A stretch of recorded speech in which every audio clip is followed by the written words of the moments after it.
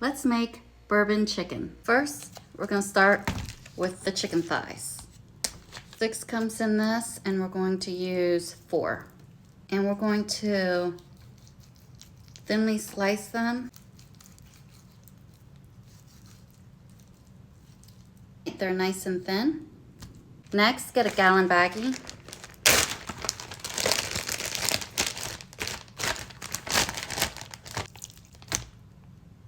Add the chicken thighs to the baggie, and we're going to make the marinade. Add in half a teaspoon of Chinese 5 spices, a tablespoon of bourbon. I'm using Jim Beam. 4 tablespoons of light soy sauce,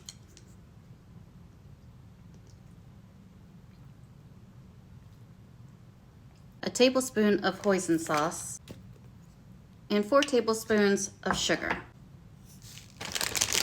Close the baggie, leave the air in it, and give it a mix. Massage it into the chicken, release the air,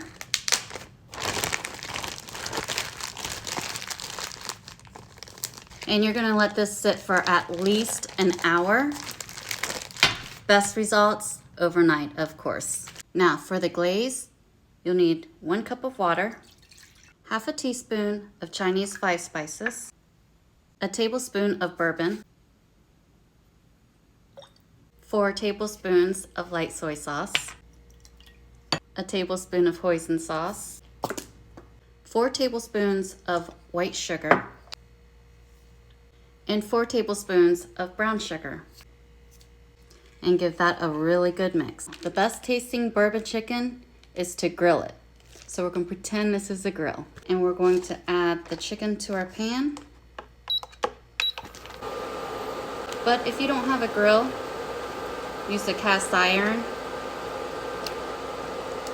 Or just use a pan like me. And we're going to let that cook.